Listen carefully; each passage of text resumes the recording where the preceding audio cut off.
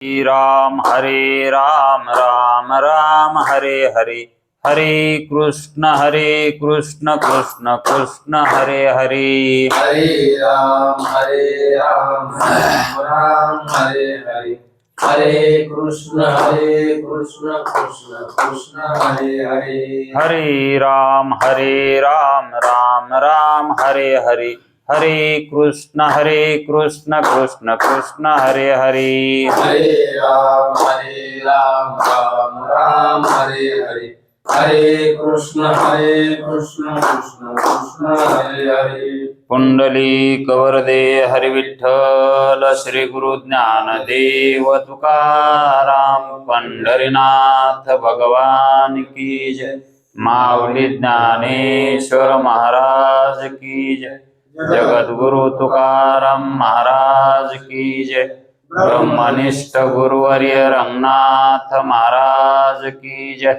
श्री विनायकं गुरुर्नौमि साखरे नाम विश्रुतम्, येषां चरण सान्निध्यात् जीवा मुक्ता भवन्ति।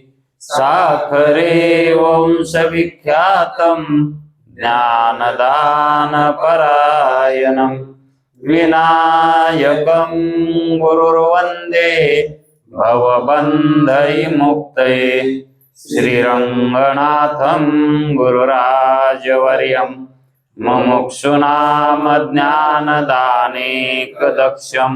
प्रभावती क्षेत्रनिवासिनं नमामि वेदान्तविदां वरिष्ठं। पुण्डलीकवरदे हरिविठ्ठल, श्री गुरु ज्ञानदेव तुकाराम, पंढरीनाथ भगवान की जय। माऊली ज्ञानेश्वर महाराज की जय। जो आनंद सत्य प्रकाश, विभो आणि आधार नाम रूपास, बुद्धी न जाणे आणि जाणे त्यास, तो अपार शुद्ध परमात्मा मीच असे। माझे अपार स्वरूप समुद्रावरती, जणू तरंग ब्रह्मा विष्णू महेश गणपती, सूर्य चंद्र वरुण यम मिरविती, देवी कुबेर ही तैसेची। जो सर्वज्ञ आणि दयाघन, मुनी हृदयी ज्याचे करीती ध्यान, त्याचे बुद्धी उपाधी करुणा, नित्या भान मजची माझी होतसे। ज्याच्या अज्ञाने भाषे जगत, जसा दोरीवरी सर्प दिसत, परी द्वयी ठाई ना सर्प जगत, ते स्वतंत्राने स्वयं ब्रह्म मीच्यासे। पुण्य पुरुषी सदैव निष्काम, बोध प्राप्ती कारणे भजावा राम, तो मीच आहे आत्मा प्रकाम, तरी नमन करुणा करावे ज्ञान। जयांचे केलिया स्मरण, सकल विद्येचे होय अधिकरण, तेची वंदू श्री चरण श्री गुरूंचे, ते नमस्कारून आता। चल विचार सागर तरंग चौथा, परिच्छेद 46वा, उपाधी आणि विशेषण यातील भेद। उपाधी आणि विशेषण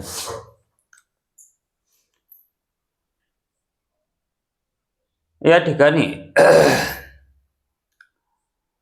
या अगोदर विशेषणाचे स्वरूप सांगितले आणि उपाधीचेही स्वरूप सांगितले, आणि मग यामध्ये असा निष्कर्ष निघतो, उपाधीचे कार्य काय आणि विशेषणाचे कार्य काय। दोन्हीचेही कार्य हे भिन्न आहे, आणि कार्यावरूनच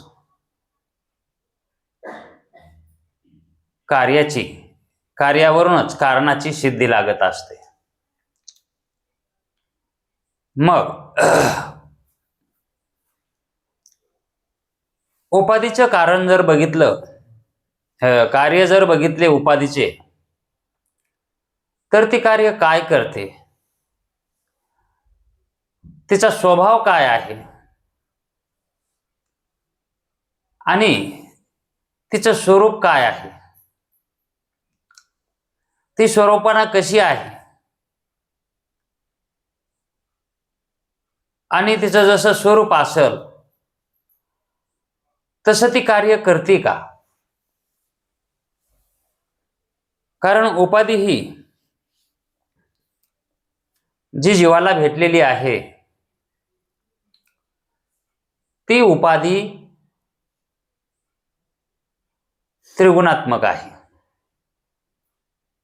उपाधी अंतःकरण कसं आहे तसं विशेष करून सत्वगुणानं बनलेला आहे, पण इतर भागामध्ये तिन्ही गुणाचा मिलाप आहे. मग अंतःकरण केवढं मानायचं त्यावर अवलंबून आहे. उपाधी ही कुणाला मानायची, उपाधी ही कुणाची आहे, साक्षीची मानायची का आभासाची म्हणजे जीवाची मानायची का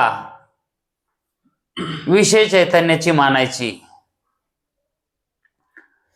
आता विषय चैतन्याच्या ठिकाणी जे जाणारं चैतन्य आहे ते वृत्तीस्थित चैतन्य आहे आणि वृत्तीस्थित असणारं चैतन्य आणि अंतःकरणा अवच्छिन्न असणारं चैतन्य, अंतःकरणाच्या स्थित असणारं चैतन्य हे आपण एकच मानलं आहे. कारण अंतःकरण आणि वृत्ती हे आपण एक मानलं आहे, म्हणून त्यातलं चैतन्य ही एकच आहे, पण कार्य भिन्न आहेत. थोडेफार कार्य भिन्न आहेत. कारण ज्ञान करून जे घेतं ते वृत्ती-उपहित चैतन्य, विषयापर्यंत जाऊन ज्ञान करून घेणारं वृत्ती-उपहित चैतन्य, ज्ञानाची उत्पत्ती होणारं अंतःकरणोपहित चैतन्य आहे का नाही. पण ह्या चैतन्याला ज्या उपाध्या लागलेल्या आहेत त्या उपाध्या वेगवेगळ्या आहेत. उपाध्या कशा आहेत, वेगवेगळ्या आहेत. कारण जरी उपाध्या एक अंतःकरणाच्या आत असली आणि एक अंतःकरणाच्या बाहेर असली, पण जे उत्पत्तीचं स्थान आहे ते अंतःकरण मानावं लागतं. आणि मग वृत्ती बाहेर गेल्याच्या नंतर ज्ञान बाहेरच होतं का आत होतं, आहे का नाही. जर बाहेरच ज्ञान झालं असतं तर आपणाला झालं असतं का. म्हणून आपणाला जे ज्ञान होतंय ते अंतःकरणात होतंय असं आपण मानतो. मग उपाधी ही तिच्यावर आलेले धर्म किंवा तिचे धर्म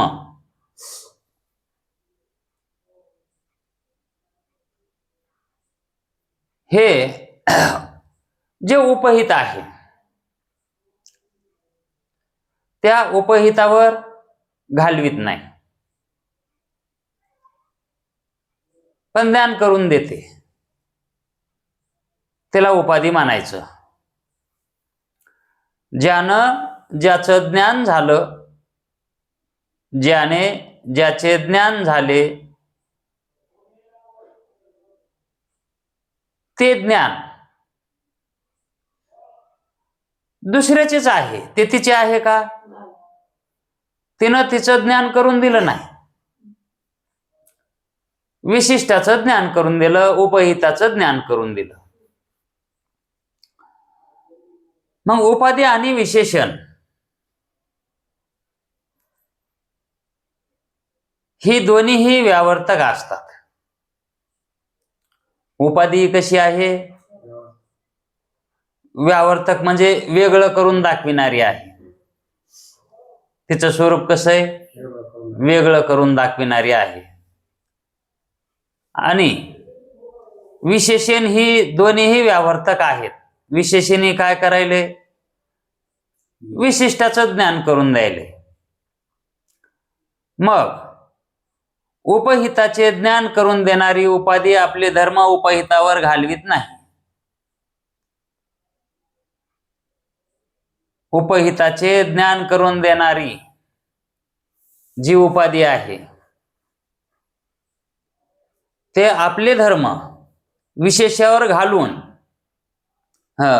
उपहितावर घालवीत नाही. ते आता उपहित काय आहे?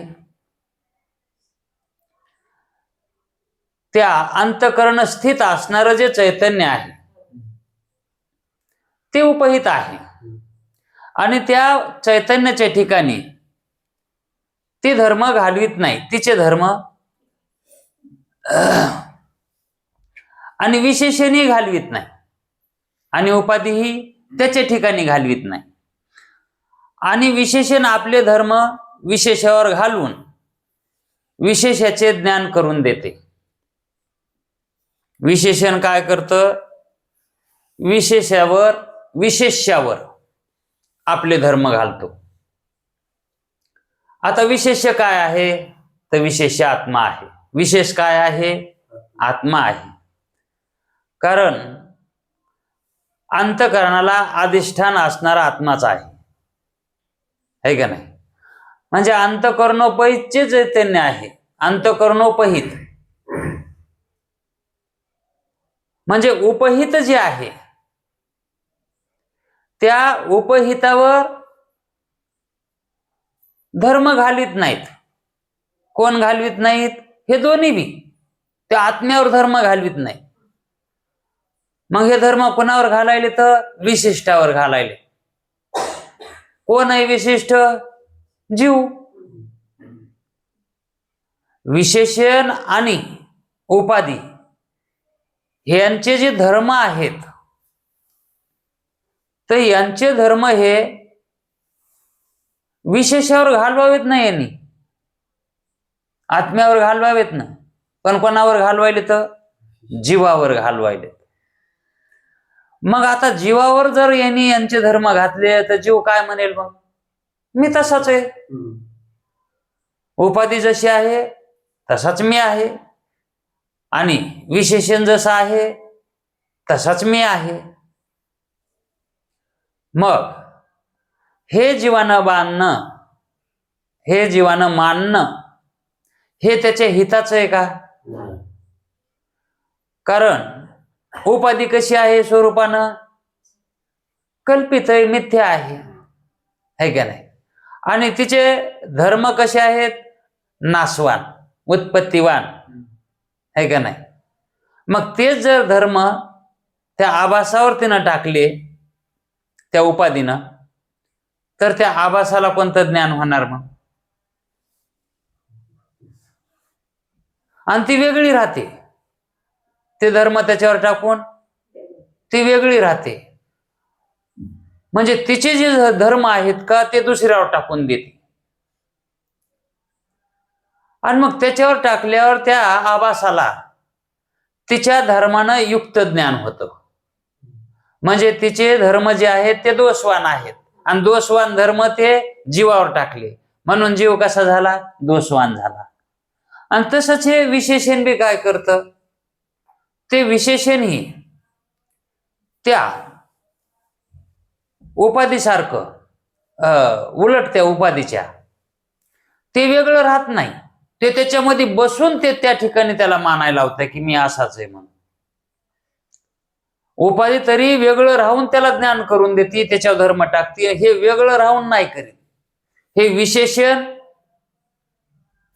त्याच्या ठिकाणी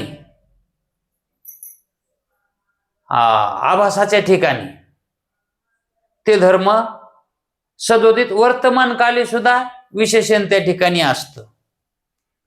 आणि मग त्यामुळं जीवाला ब्रह्मज्ञानाची उत्पत्ती व्हायली. आता या दोघांच्या कार्यानं जीवाला सत्य ज्ञान कुठून होणार? मग जर या उपाधीनं तिचे धर्म विशेषावर घातले असते आणि विशेषणानंही त्याचे धर्म विशेषावर घातले असते तर मग त्या आभासाला मी जीव आहे हे म्हणायची काही गरजच नव्हती, तसं त्याला ज्ञान उत्पन्न झालंच नसतं, है का नाही? कारण विशेषावर ते धर्म टाकीत नाहीत. त्याच्यावर का टाकीत नाहीत? तर कारण उपहितावर धर्म जात नाहीत. उपहितावर धर्म जात नाहीत. जे मध्ये असतं का त्याच्यावरच धर्म टाकता येतात. जे पाठीमाग आहे का ते पाहता येत नाही, किंवा जे जाळ्यात पडलं आहे का त्यालाच धरता येते, आणि जे जाळ्याच्या बाहेर आहे का ते सापडत नाही. तसं उपहित चैतन्य जे आहे आत्मा, त्याच्या ठिकाणी या उपाधीला धर्म टाका येत नाही. आणि मग ते जीव मधात अडकलेला आहे त्याच्यावर धर्म टाकता येते. मग ही उपाधी त्या जीवावर धर्म टाकते. जसं कर्णचेष्कुली ही जे काय कर्ण आहे त्याच्यावर धर्म तिचे जातात, ती जवळ ठेवीत नाही त्या दृष्टांतामध्ये. आणि मग ते धर्म त्या कर्णामध्ये जातात, कानात जातात, आणि मग त्या ठिकाणी ते ज्ञान कुणाला होतंय? त्या चिदाभासालाच होतंय. म्हणजेच जो विशिष्ट आहे त्या विशिष्टाला त्याचं ज्ञान होतं, जे मधात आहे त्यालाच ज्ञान होतं. म्हणून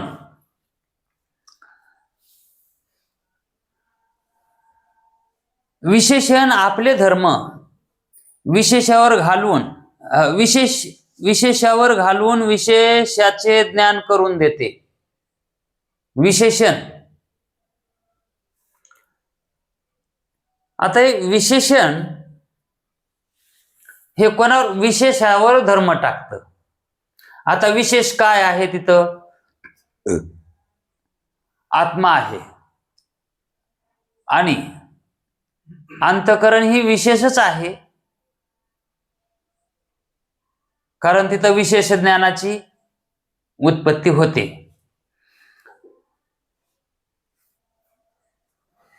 आपले धर्म उपाधी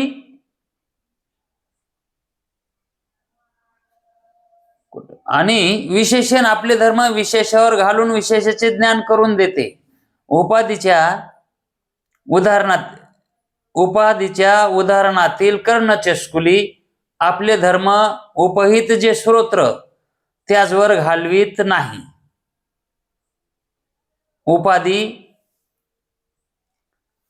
उपहित जे स्तोत्र आहे, श्रोत्र त्याचवर घालवीत नाही. जे उपहित आहे, आता उपहित काय आहे? श्रोत्र, कान, मुख्य कान, त्याच्यावर घालवीत नाही. आणि वेगळी राहून आपल्या ठिकाणी असणाऱ्या आकाशाचे श्रोत्र अशा रूपाने ज्ञान मात्र करून देते. म्हणजे आकाशाच्या ठिकाणी ज्ञान करून देते म्हणतात. आणि विशेषणाचा प्रकार उलट आहे. विशेषण काय करतं? विशेषण विशेष रूपाशी ऐक्य पाहून, विशेषण विशेष रूपाशी ऐक्य पाहून आपल्या धर्मासह विशेषाच दाखविते. त्याच्या धर्मासहित ते विशेष करून देते. त्याच्या आता ते इतर गाडग्यापेक्षा ते काय करतंय? वेगळं गाडगं आहे, म्हणजे ते काय करतंय? विशेषावर धर्म टाकते. म्हणजे विशेषच करतंय, त्याला विशेष ज्ञान करून देते की हे वेगळं गाडगं आहे, कारण त्याला काहीतरी रंग दिलेला आहे, हे झालेलं आहे, म्हणून इतर गाडग्यापेक्षा ते निराळ आहे. असं विशेषण काय करतंय? विशेष ज्ञान करून देते. म्हणून विशेषाचे ज्ञान करून देते कोण? विशेषण. आणि उपाधी, ती उपाधी त्या कर्णाच्या ठिकाणी, म्हणजे त्या तिचे जे धर्म आहेत ते तिच्याजवळ ठेवीत नाही, तिचे धर्म कशावर जातात?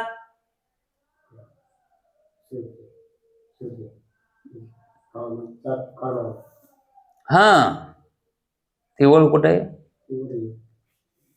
हा, आपले जे धर्म उपहित कर्णचस्कुली हे कोणावर घालवी? ती धर्म उपहित जे स्तोत्र त्याचवर घालवीत नाही. आपण वेगळी राहून आपल्या ठिकाणी असणाऱ्या आकाशाचे स्तोत्र अशा रूपाने मात्र ज्ञान करून देते.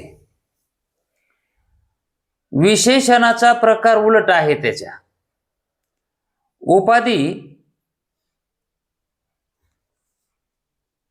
कान म्हणून, म्हणजे विशेषण अशा रूपाने, स्तोत्र अशा रूपाने मात्र ज्ञान करून देते. हा, ती उपाधी कान आहे म्हणून हे ज्ञान करून देते.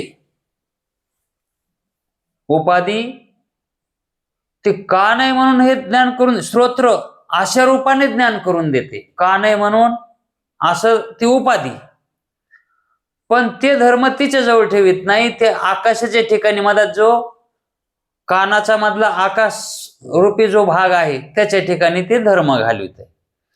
विशेषाचा प्रकार उलट आहे. विशेषण विशेष रूपाशी ऐक्य पाहून आपल्या धर्मासह विशेषास दाखविते.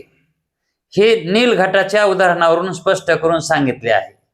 म्हणजे घटाच्या उदाहरणावरून की जे 5 घट आणले होते त्याच्यातल्या 5 घटापैकी एकाला जर रंग दिला तर 4 घटापेक्षा ते घट वेगळा आहे असं ते विशेषण. त्याच्यावर जर रंग दिला, हे काय झालं? विशेषण. ते रंग काय करतंय? यांच्यापासून ते वेगळं आहे. तसं विशेषणाचं कार्य काय आहे? वेगळं करून विशेष करून देणे, म्हणजे वेगळंच करणे. जीवाचं म्हणजे प्रमात्याचा प्रकार असाच आहे. आता हा दृष्टांत दिलाय त्याने, ते इतकं जे सांगितलंय तो दृष्टांत आहे. आता त्या दृष्टांतावरून त्यांनी काय सांगितलं की जीवाचं हे असंच आहे. आता सिद्धांत सांगतात.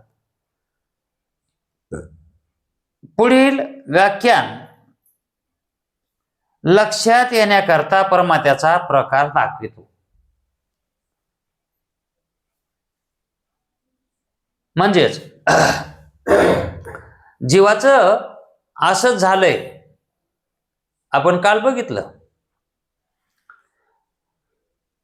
की जीवाला जे प्रमात्याचं ज्ञान व्हायचं,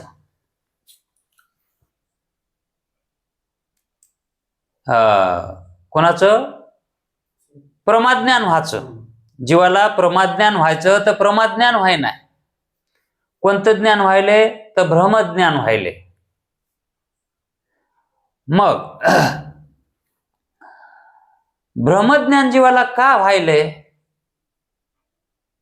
तर त्याच्यावर जे येणारे धर्म आहेत ते धर्म कोणाचे आहेत? उपाधीचे आणि विशेषणाचे, है का नाही? ते वेगळं करून दाखवायले. तर विशेषण जीव चैतन्याला वेगळं करून दाखवायले. तर पण ते वेगळं करून दाखवणं विशेषणाचं हे जीवाला कुटस्थाचं ज्ञान होण्यासारखं आहे, विशेष ज्ञान. पण विशेषाचं ज्ञान त्या जीवाला का व्हाय नाही? कारण तसे जे विशेषण आहे का, तसे विशेषण आपणाला प्राप्त व्हायनात, म्हणजे जीवाला प्राप्त व्हायनात. त्या विशेषणानं त्याला ज्ञान विशेषाचं होतंय, पण तसा तो विशेष ज्ञान रूपाला प्राप्त व्हाय नाही जीव. कारण विशेषण काय करतंय? विशेष ज्ञान करून देते ना विशेषण. पण विशेषणाचं जे धर्म आहेत ते धर्म तो लावून घे नाही, म्हणजे विशेष व्हाय नाही. पण त्याचं कार्य ते आहे.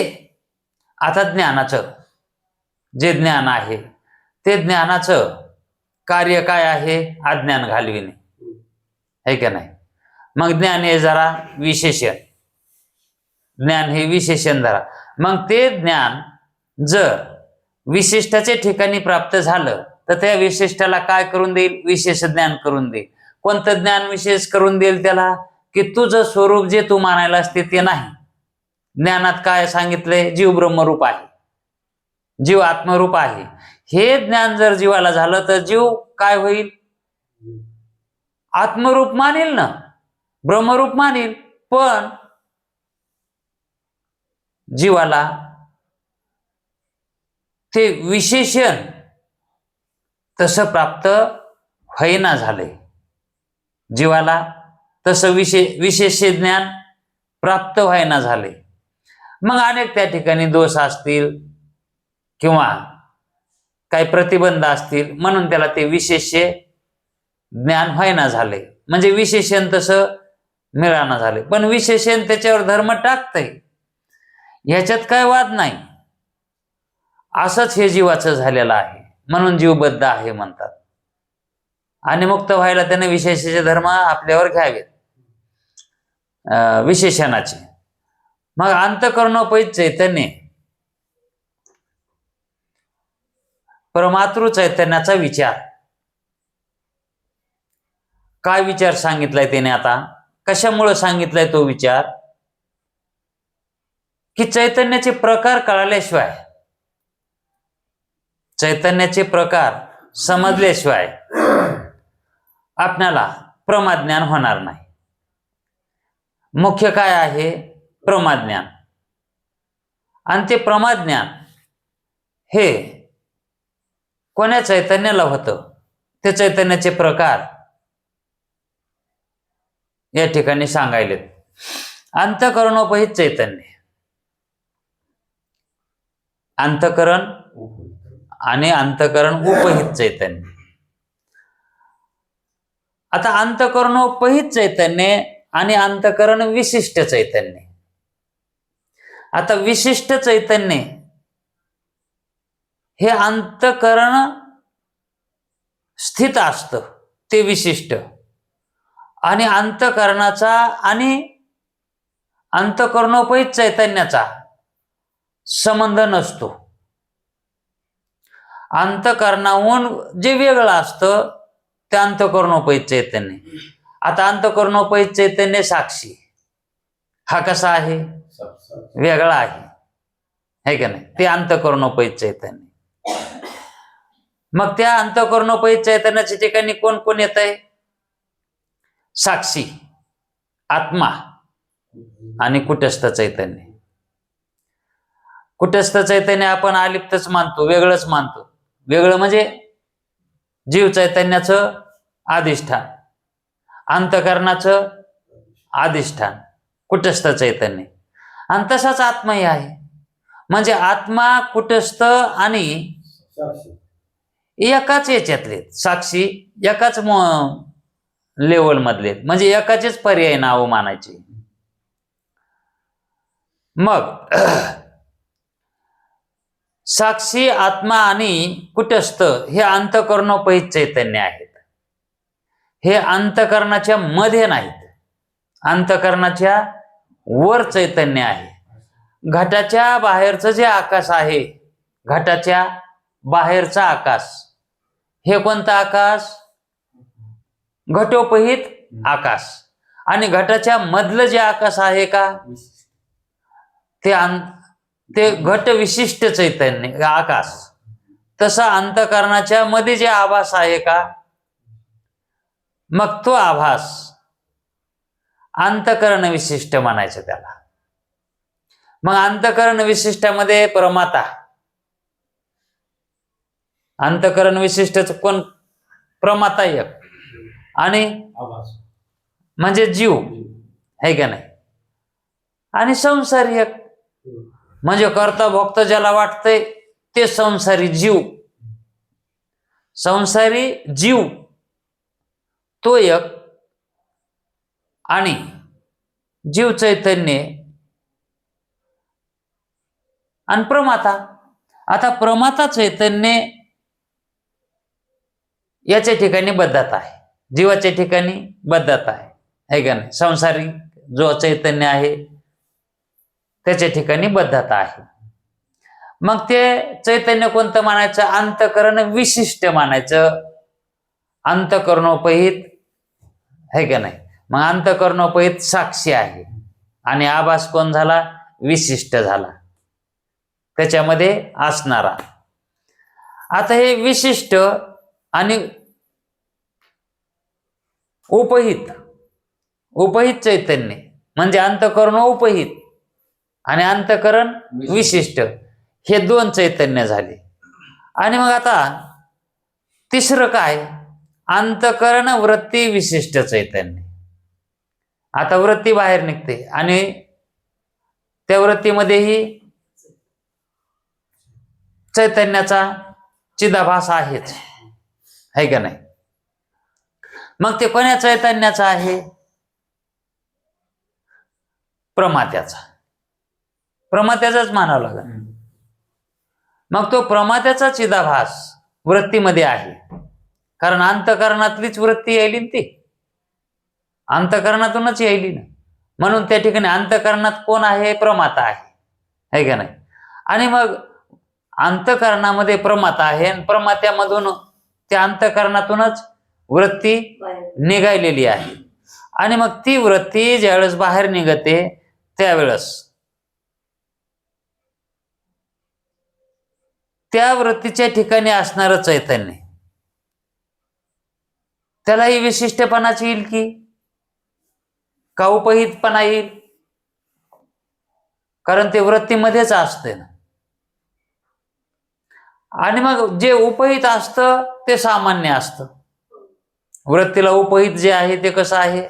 सामान्य आहे. पण वृत्तीमध्ये जे आहे ते वृत्ती विशिष्ट चैतन्यच म्हणावं लागेल. आणि ते वृत्ती विशिष्ट चैतन्य आणि वृत्ती हे ज्या वेळेस विषयापर्यंत जाते, घटापर्यंत जातात, आणि त्या घटाच्या ठिकाणी जे चैतन्य आहे ते प्रमेय चैतन्य.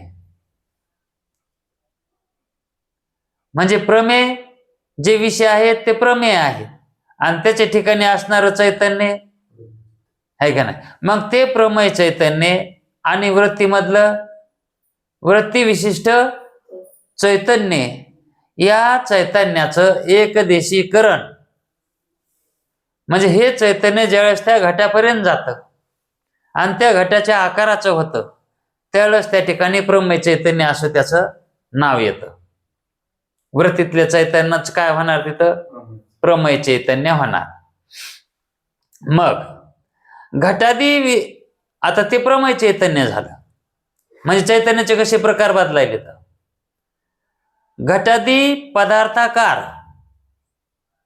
घटाच्या आकाराकार, अंतःकरण वृत्ती विशिष्ट चैतन्य,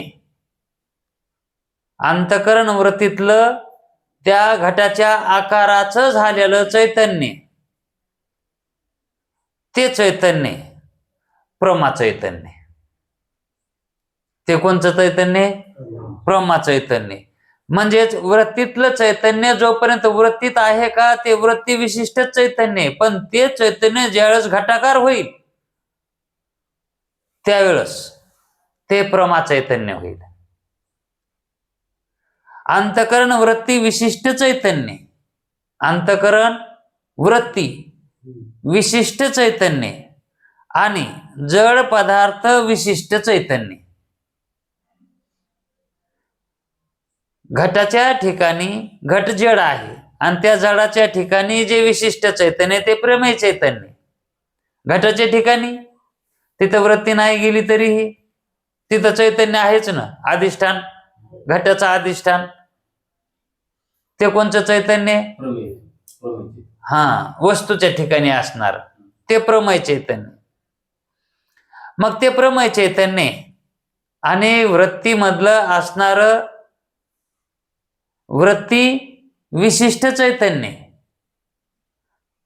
अंतःकरण वृत्ती विशिष्ट चैतन्य, वृत्तीतलं चैतन्य. मग ते चैतन्य कोणतं आहे? प्रमा चैतन्य. ज्ञान करून घेणार कोणतं चैतन्य? मग ते प्रमा चैतन्य कधी होतंय? त्या घटाच्या आकार झालं म्हणजे त्याचाही वर्तमान काळ पहा. वृत्तीनं ज्यावेळेस अज्ञानाचं आवरण दूर केलं त्यावेळेस ते चैतन्य प्रमा चैतन्य होतं. जोपर्यंत घटावरचं अज्ञानाची निवृत्ती होत नाही, वृत्ती अज्ञान निवृत्त करत नाही, तोपर्यंत प्रमा त्या ठिकाणी प्रमा चैतन्य म्हणता येत नाही. त्या चैतन्याला प्रमा चैतन्य म्हणता येईल का? आवरण तसंच आहे. मग त्याला त्या ठिकाणी ते प्रमा चैतन्य त्या ठिकाणी ज्ञानच होत नाही. त्याला ते ज्ञान झालं की प्रमा चैतन्य होणार. कारण वृत्तीस्थित असणारं जे चैतन्य ते चैतन्य जोपर्यंत त्या वृत्तीला विषय मिळाला नाही, जड पदार्थ मिळाला नाही, तोपर्यंत ते वृत्तीतच चैतन्य, ते चैतन्य विषयाकार होत नाही. ज्या वेळेस ते चैतन्य वृत्तीनं त्या पदार्थावरचं अज्ञानाचं आवरण दूर केलं की मग त्या ठिकाणी ते वृत्तीतलं चैतन्य काय करतं? त्या पदार्थाचं ज्ञान करून घेतं, है का नाही? मग त्या चैतन्याला प्रमा चैतन्य म्हणतात. ते चैतन्याचा पहा, ते चैतन्य प्रमा चैतन्य तिथं आहे आणि ते प्रमा चैतन्य प्रमाज्ञान करून देते. म्हणजे हा घट आहे, त्या प्रमा चैतन्यानं त्याचं ज्ञान होते. मग वृत्ती चैतन्यामध्ये जे चैतन्य आहे तेही प्रमा नाही, वृत्तीमध्ये जे चैतन्य तेही प्रमा नाही, आणि घटाच्या ठिकाणी जे चैतन्य आहे तेही प्रमा नाही, आणि अंतःकरणाच्या ठिकाणी असणारं चैतन्य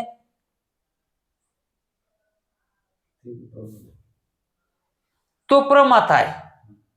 तो कोण आहे? प्रमात आहे. आणि तिथूनच वृत्ती निघालेली आहे, है का नाही? कारण तो प्रमाता कसा आहे? ज्ञानरूप आहे. त्याच्या ठिकाणी ज्ञान कुठं होतंय? तिथंच होतंय ना, त्याच चैतन्याला. मग ते प्रमाता आहे आणि त्याच प्रमात्याला ज्यावेळेस ज्ञान करून घ्यायचं असतंय वृत्तीद्वारा, तर वृत्तीला कसं ज्ञान होतंय? वृत्तीद्वारा. तर वृत्तीत असणारा जो चिदांश असतो त्या चिदांशाला जोपर्यंत प्रमा होता येत नाही, आवरण निवृत्त करता येत नाही, कोणीतरी आवरण निवृत्त केलं नाही, तोपर्यंत त्याला तिथंच प्रमा ज्ञान होत नाही. कारण ते चैतन्य प्रमा केव्हा होतंय? आवरण निवृत्ती नंतर होते. आवरण निवृत्तीच्या अगोदर हा दिसेल पदार्थ दिसेल पण प्रमा होत नाही. त्या पदार्थाचं ज्ञानही होईल पण प्रमा होणार नाही. त्या पदार्थाचं ज्ञान बी होईल पण प्रमा होत नाही. का म्हणून होत नाही प्रमा ज्ञान त्याला? कारण त्या ठिकाणी ती वृत्ती त्याच्यावरचं अज्ञान निवृत्त करून पाहिना झाली. मग आपण एक दृष्टांत घ्या. जगाकडे ज्यावेळेस आपण पाहतो आणि आपल्याला शास्त्र संस्कार नाहीत आणि आपण जगाकडे पाहिलं तर आपल्याला जगाचं प्रमाज्ञान व्हालंय का? का व्हायना? तर कारण जगावर जे अज्ञान आहे ते अज्ञान दूर केलं नाही आपण. ते अज्ञान दूर कशानं होईल? संस्कारानं, ज्ञानजन्य संस्कारानं. मग त्या ज्ञानजन्य संस्कारानं जोपर्यंत ती वृत्ती ते आवरण निवृत्त करत नाही, तोपर्यंत त्या जगाचं प्रमाज्ञान होणार नाही. म्हणजे प्रमाज्ञान होण्यासाठी आवरण निवृत्ती लागती. आवरण निवृत्ती लागती. मग आवरण निवृत्तीद्वारा प्रमाज्ञान आहे. आवरण निवृत्तीच्या अगोदर प्रमा नाही. आणि मग जे अगोदर आहे ते कसं आहे? मग दोषजन्य मानावं लागेल.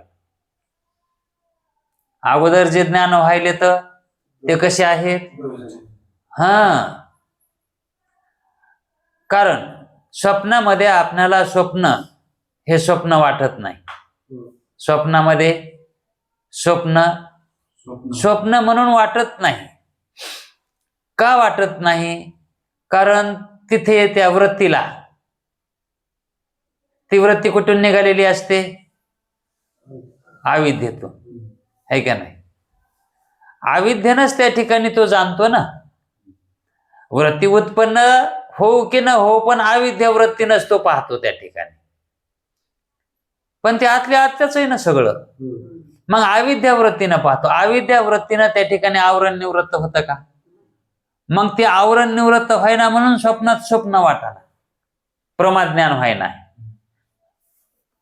नाही, विचार जर करून बघितलं स्वप्नात स्वप्न का वाटत नाही? हे स्वप्न आहे म्हणून. त्याला कारण काय? प्रमाज्ञान व्हाय नाही ना. कशाचं? स्वप्नाचं. म्हणजे स्वप्न कसं आहे हे स्वप्नाचं ज्ञान त्या स्वप्नस्थ पुरुषाला प्रमाज्ञान होत नाही. का होत नाही? तर तिथं वृत्ती अज्ञानातून निर्माण झालेली असते. म्हणजे अज्ञानाकार वृत्ती असते, अविद्यारूप वृत्ती असते. आणि त्या अविद्यारूप वृत्तीनं प्रमाज्ञान होत नाही. मग स्वप्नात अविद्या वृत्ती असते म्हणून स्वप्नात स्वप्नाचं ज्ञान होत नाही. कोणचं ज्ञान होत नाही? तर प्रमाज्ञान होत नाही. मग जागृतीमध्ये आल्यावरही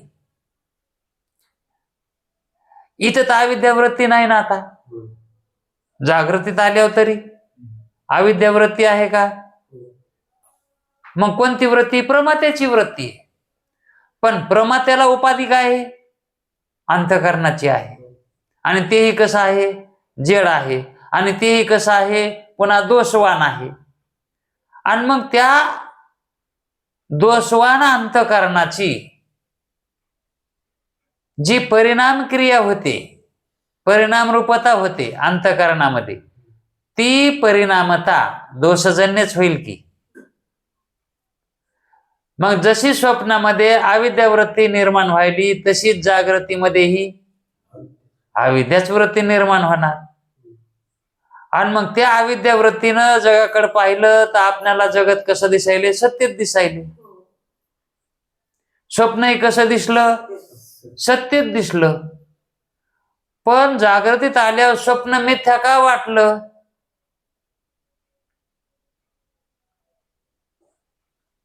जागृतीत आल्यावर स्वप्नाचं प्रमाज्ञान झालं. स्वप्नात असताना स्वप्नात प्रमाज्ञान झालं का? आणि जागृतीत आल्यावर त्याचं झालं. मग जागृतीत आल्यावर त्याचं व्हायला जागृतीचं का व्हायना? जागृतीचं व्हायला पाहिजे का नाही? पण जागृतीचंही प्रमा होत नाही, हे का नाही? पण जागृतीचं जे व्हायलंय का ते प्रमाच व्हायलंय. पण कोणतं प्रमा व्हायलंय? यथार्थ. यथार्थ व्हायलंय पण अप्रमा व्हायलंय, है का नाही? आणि स्वप्नामध्ये जे ज्ञान झालंय ते प्रमा आहे का? ते अविद्या वृत्तीनं झालंय, ते अयथार्थ आहे का नाही? आणि जागृतीत आल्याच्या नंतर मिथ्या ठरले.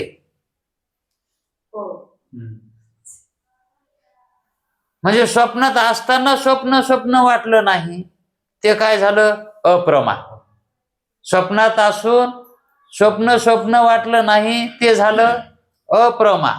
आणि जागृतीत आल्याच्या नंतर त्याचं आपल्याला काय झालंय? यथार्थ झालंय. पण कसं झालंय? अप्रमा म्हणूनच झालंय ना. सत्य नव्हतं म्हणूनच ब्रह्मज्ञानच होतं, ब्रह्मरूपच होतं, असंच झालंय ना. पण स्वप्नात ते सत्य वाटू लागलं ना. स्वप्नात स्वप्न हे सत्य वाटू लागलं ना. मग त्या ठिकाणी जी सत्यता त्या ठिकाणी स्वप्नाची, ही प्रमारूप आहे का?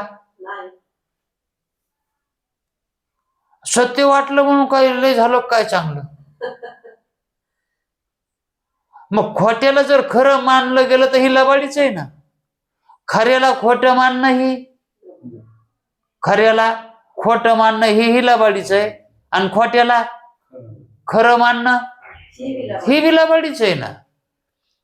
मग स्वप्न सत्य जरी वाटलं तरी ही लबाडीच आहे, आणि जागृतीत येऊन त्याला मिथ्या मानणं.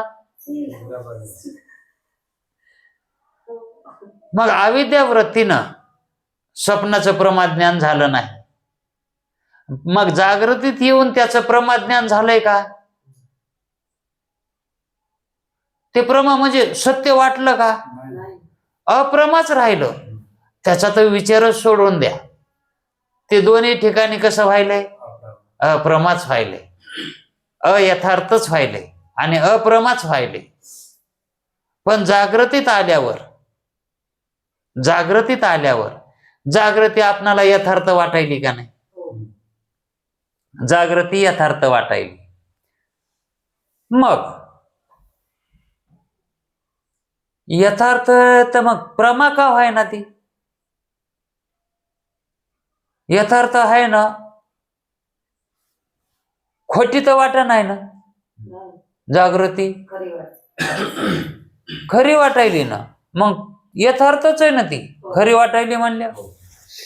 आणि त्या जागृतीचे पदार्थ बाधित व्हायलेत का? अबाधित आहेत. मग अबाधित अर्थ आहे, अबाधित पदार्थ आहे, त्या पदार्थाचं ज्ञान अबाधित व्हायलंय, है का नाही? म्हणून जागृतीतल्या पदार्थांना आपण यथार्थ समजायचं, पदार्थाचा बाध व्हाय नाही म्हणून. कालचे पदार्थ आपल्याला आज वाटायलेत का नाही? हा, आणि आजचे पदार्थ आपल्याला उद्या हेच दिसणार आहे. मग याच्यात कुठे बदल व्हायला? अबाधित येत नाही, बाधित व्हायनात ना. आणि स्वप्नातलं म्हणजे काल पडलेलं स्वप्न उद्या पडन का?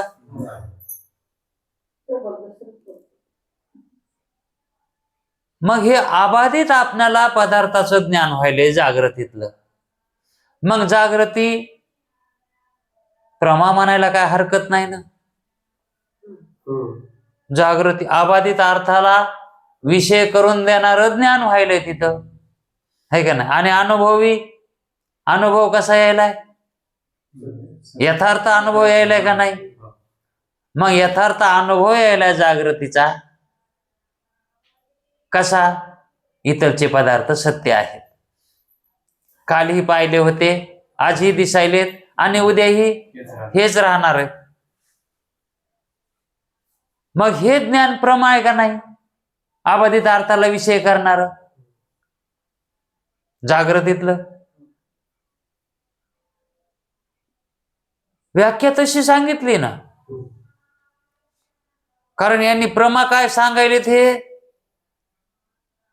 यांनी शेवटी काय म्हणले तर अंतकरण वृत्ती विशिष्ट चैतन्य, अंतकरण वृत्ती विशिष्ट चैतन्य हे प्रमा चैतन्य. ते चैतन्य प्रमाज्ञान करून देते. मग हे चैतन्य केव्हा प्रमा व्हायले? आवरण निवृत्तीच्या नंतर व्हायले. आवरण निवृत्तीच्या अगोदर व्हायले का? तसं आता त्या ठिकाणी ज्ञान कसं करून घेता येते? आवरण निवृत्ती झाल्याच्या नंतर त्याला प्रमा ज्ञान म्हणावं. आणि आवरण निवृत्ती नाही जर केली आणि ज्ञान जर झालं तिथं, तर कोणचं ज्ञान होईल? ब्रह्मज्ञान होईल. आवरण निवृत्ती न करता, है का नाही? जसं दोरीवरचं अज्ञान निवृत्त, अंधकाराचं आवरण निवृत्त न करता झालेलं ज्ञान कशाचं व्हायलंय? सर्पाचं व्हायले. मग ते ज्ञान सत्य आहे का? मग कोणचं ज्ञान आहे ते? भ्रमरूप ज्ञान आहे का नाही? दोषजन्य ज्ञान आहे का नाही ते? मग दोषजन्य ज्ञानानं भ्रमरूप ज्ञान होतात, असा नियम झाला. मग जागृतीमध्ये ज्यावेळेस आपण पदार्थ पाहतो त्यावेळेस अज्ञान निवृत्ती आहे का? अज्ञान निवृत्ती करून आपण पदार्थाचं ज्ञान घ्यायलोत का? मग याला प्रमा कसं म्हणावं? जागृतीला प्रमा कसं म्हणावं? आपण जे जगताला पाहिलोत हे प्रमारूपानं पाहिलोत का भ्रमरूपानं पाहिलोत? आणि मग भ्रमरूपानं पाहिलोत, आपल्याला हे भ्रम आहे असं वाटावं ना. मग पण भ्रमामध्ये भ्रम वाटत नाही. स्वप्नात जसं स्वप्न वाटत नाही तसं जागृतीमध्ये आपण हे भ्रमरूपातच आहोत. जगताला सत्य मानायलोत हे भ्रमरूपातच आहे, म्हणून हे प्रमा नाही, है का नाही? मग प्रमा कधी होईल?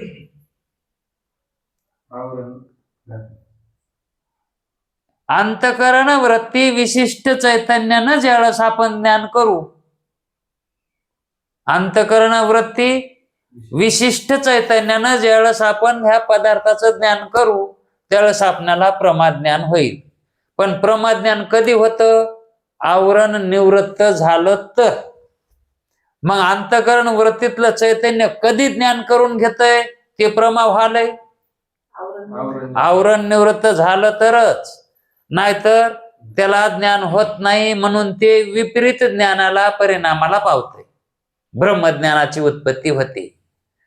मग आवरण निवृत्ती हा दोष निवृत्त करून, आवरण म्हणजे अज्ञान, आवरण कशाचं आहे? अज्ञानाचं आहे. मग त्या अज्ञानाचं आवरण निवृत्त करून जगाकडे पहा म्हणते. त्या वृत्तीमधले तुमचं जे चैतन्य आहे का प्रमा चैतन्य, वृत्तीतलं वृत्ती विशिष्ट चैतन्य, ते वृत्ती विशिष्ट चैतन्य प्रमा कधी होईल? जर आवरण निवृत्ती जर झाली तर त्या ठिकाणी ते चैतन्य प्रमा होईल आणि मग त्या ठिकाणी प्रमाज्ञान होईल. म्हणजे यांना या ठिकाणी वृत्तीच्या ठिकाणी असणार चैतन्य हे वृत्ती विशिष्ट आहे, वृत्तीमध्ये आहे चैतन्य ते, पण त्या चैतन्याचा प्रमाज्ञानामध्ये परिणाम कधी होईल किंवा विवर्त कधी होईल? त्या वृत्तीनं आवरण निवृत्ती करावी, त्यानं बाजूला सारावं. काय ते कार्य कोणाचं आहे? वृत्तीचं आहे. आवरणाची निवृत्ती करणं आहे का नाही? वृत्तीचं आहे का नाही? मग त्या वृत्तीनं जोपर्यंत आवरण निवृत्त केलं नाही तोपर्यंत वृत्ती स्थित असणार, वृत्तीत असणार ते कोणतं चैतन्य? विशिष्ट चैतन्य. वृत्ती विशिष्ट, ते विशिष्ट झालेलं, वृत्तीला धरून बसलेलं ते विशिष्ट चैतन्य त्यावेळेस प्रमारूपानं ज्ञान करून देते ते. पण त्या प्रमारूपानं ज्ञान करून देणारं जे चैतन्य आहे का, ते जोपर्यंत वृत्तीत आहे तोपर्यंत त्याला प्रमा म्हणता येत नाही, त्याला प्रमाज्ञान करून घेता येत नाही. मग आपण त्याच जे वृत्तीमध्ये चैतन्य आहे का त्याच चैतन्यानं आपण जगताचं ज्ञान करून घेतो. मग त्या वृत्तीमध्ये कोणतं चैतन्य आहे? वृत्ती, वृत्तीनं युक्त असणार चैतन्य. मग ते वृत्तीच्या ठिकाणी असणार चैतन्य, वृत्ती अवच्छिन्न चैतन्य किंवा वृत्ती विशिष्ट चैतन्य, हे चैतन्य प्रमारूपाला आणण्यासाठी आवरण निवृत्तीची गरज असते. ते प्रमारूपाला येण्यासाठी म्हणून आवरण निवृत्ती न करता आपण ज्यावेळेस पदार्थ पाहतो त्यावेळेस वृत्ती विशिष्ट चैतन्यानंच त्याचं प्रकाशन करतो. वृत्ती विशिष्ट चैतन्यानंच त्याचं प्रकाशन करतो. आणि मग वृत्ती विशिष्ट चैतन्यानं प्रकाशन आपण ज्यावेळेस करतो त्यावेळेस त्या पदार्थाचं सत्य ज्ञान होईल का? त्या पदार्थाचं?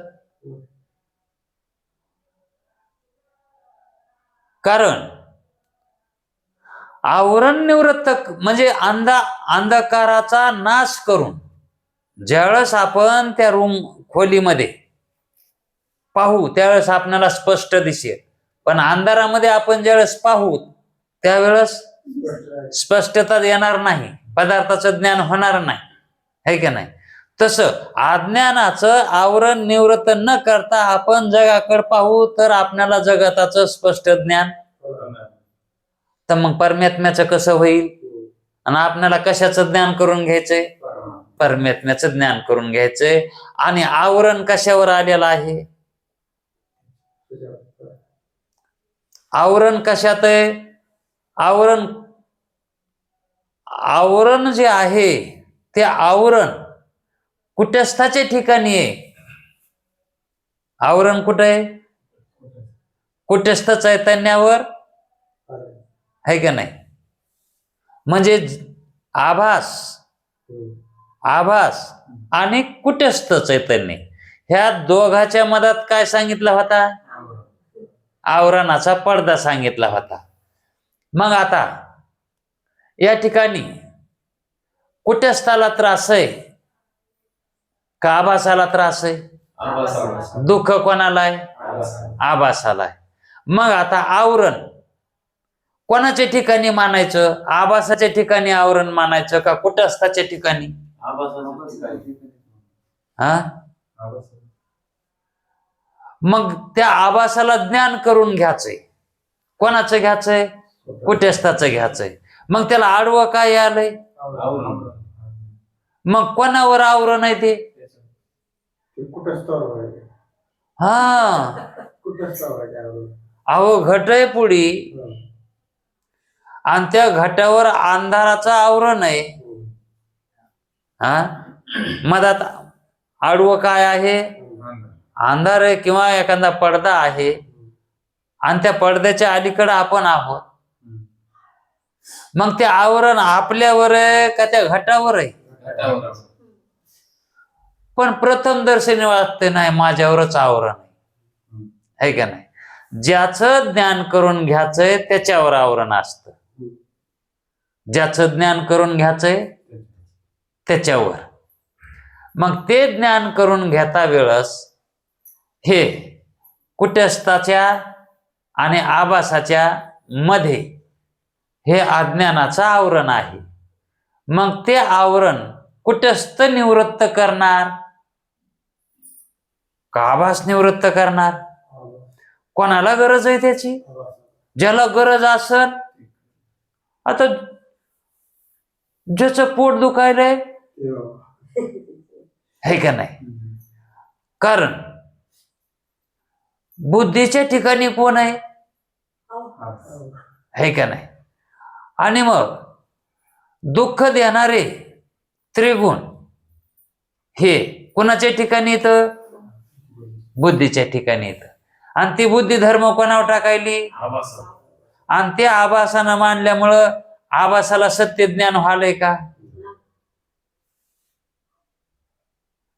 ती धर्म कशावर टाकायली? विशिष्टावर टाकायली, है का नाही?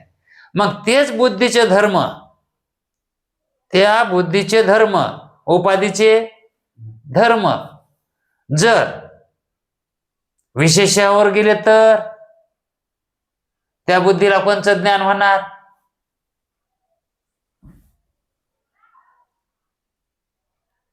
त्या बुद्धीचे धर्म हे जर विशेषाच्या ठिकाणी गेले तर विशेष कोण आहे? कुटस्थ चैतन्य आहे. मग त्या बुद्धीनं कुटस्थाचं जर ज्ञान करून घेतलं तर म्हणजेच त्या आभासानं कुटस्थाचं ज्ञान करून घेतलं तर बुद्धीनं घेणं म्हणजे आभासानं. मग त्या आभासानं कुटस्थाचं ज्ञान करून घ्यायचं म्हणल्यावर काय निवृत्त करावं लागल, तेव्हा त्याला त्याचं ज्ञान होईल.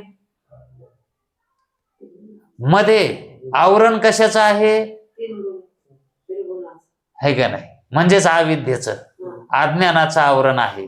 ते आवरण निवृत्त वृत्तीनं करून टाकावलं, ते आवरण निवृत्ती वृत्तीनं. मग जीवानं तशी वृत्ती बनवावी ना. कशी? निर्दोष वृत्ती, त्याला मारक वृत्ती. मग त्याच्यासाठी काय लागन? विशेषण लागन का नाही?